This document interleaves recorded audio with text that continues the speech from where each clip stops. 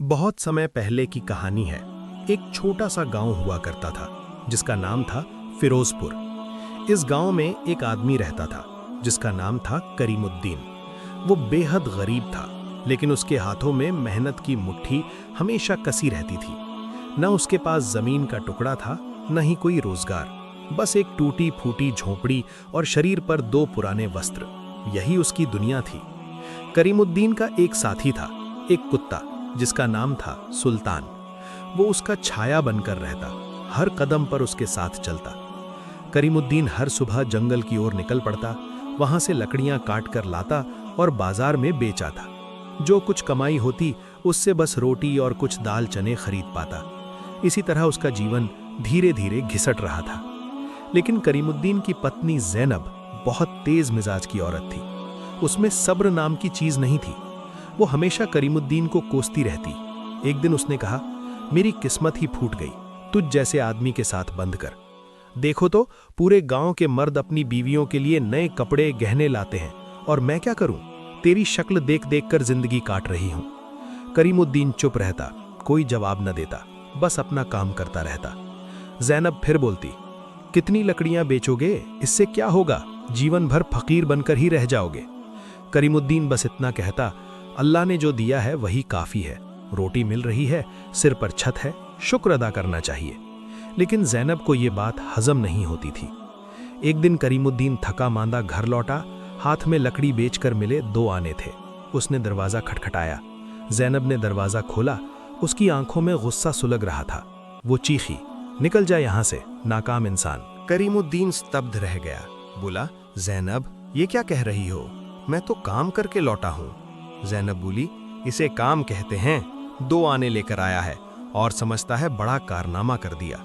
मैं तंग आ गई हूं तुझसे, निकल जा, तेरा मुंह भी नहीं देखना चाहती। करीमुद्दीन का दिल टूट गया। उसने एक गहरी सांस ली, अंदर गया और अपना एक पुराना कपड़ा तथा थोड़ा सा राशन बांध लिया। उसने सुल्तान को आवाज दी और कहा, चल, अब हम दोनों का सहारा बस एक दूसरे हैं।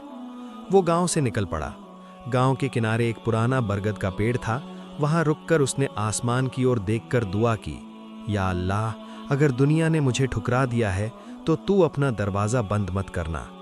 सुल्तान उसके पास बैठ गया। फिर दोनों एक सुनसान रास्ते पर चल पड़े।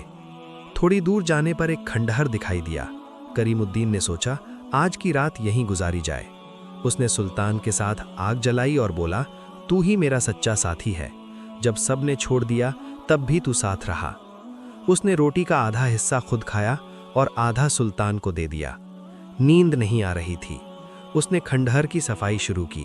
एक कोने में झाड़ू लगाते हुए उसके हाथ में कुछ कठोर लगा। उसने मिट्टी हटाई तो एक पुराना लकड़ी का संदूक नजर आया। एक टूटे ताले से बंद था। करीमुद्दीन ने पत्थर से ताला तोड़ा और संदूक खोला। अंदर सोने के सिक्के, चांदी के गहने और मोती चमक रहे थे। वो विश्वास नहीं कर पा रहा था। उसने सजदा किया और कहा, अल्लाह का करम है। लेकिन वो समझदार था। उसने फैसला किया कि ये राज किसी को पता नहीं चलना चाहिए। उसने ज्यादातर खजाना वहीं दफन कर दिया और बस कुछ सिक्के निकाले। अगली सुबह वो बाजार गया और एक साधारण ऊंट व कुछ राशन खरीदा। दुकानदार के सवाल पर बोला, कुछ लकड़ियां अच्छे दामों में बिक गईं। अगली कुछ दिनों में उसने बड़ी चतुराई से काम किया। थोड़ा थोड़ा सोना बेचकर अलग अलग बाजारों से सामान खरीदा। धीरे धीरे उसने फिरोजपुर में एक छोटी दुकान किराए पर ली और उसमें अनाज, तेल, मसाले रखकर बेचने लगा। उसकी ईमानदारी और सही तोल के चलते दुकान चमकने लगी। लोग उसे ईमानदार करीमुद्दीन कहने लगे।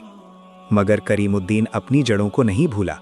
वो अब भी उसी खंडहर में रहता, सुल्तान के साथ खाना खाता और गरीबों में दान बांटता। लोग हैरान थे कि इतना माल होने के बाद भी वो सादगी से रहता है। इसी बीच ज़ैनब की जिंदगी बदतर हो गई थी। उसने एक बुरे शौहर से शादी कर ली थी जो उसे मारता पीटता था। कुछ समय बाद उसने उसे तलाक दे दिया और वो मायके लौट आई। अब वो अक्सर बाजार में आकर दूर से करीमुद्दीन की दुकान देखती, अपनी गलती पर पछताती। एक रात करीमुद्दीन के दरवाजे पर दस्तक हुई। सामने ज़ैनब खड़ी थी, थकी हुई, आंखों में पश्चाताप।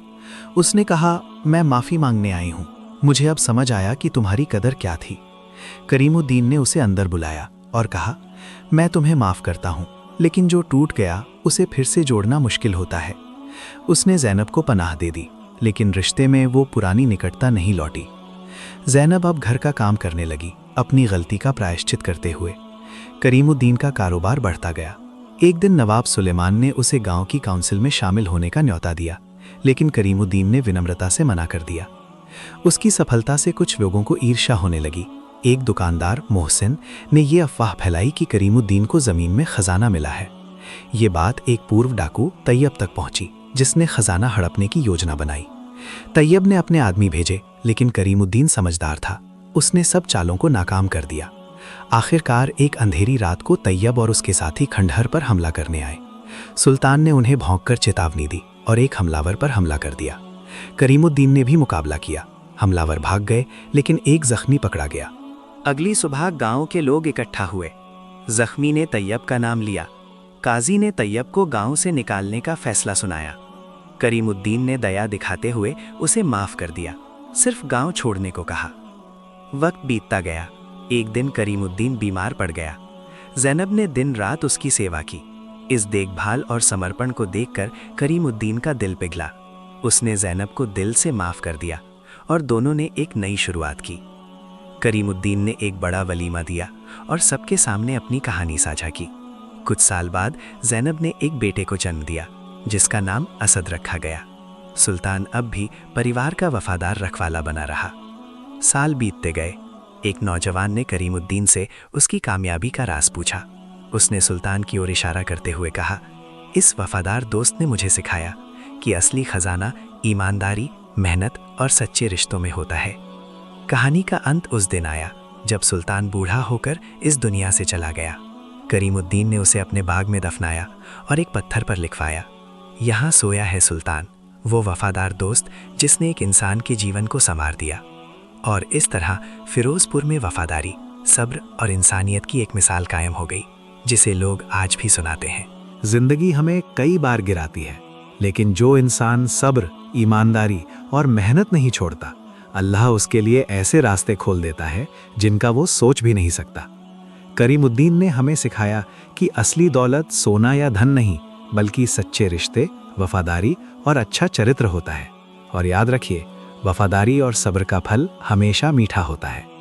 अगर कहानी दिल को छू गई हो तो इसे आगे ज़रूर पहुंचाइए, क्योंकि ऐसी कहानियां ही इंसानियत को जिंदा रखती हैं।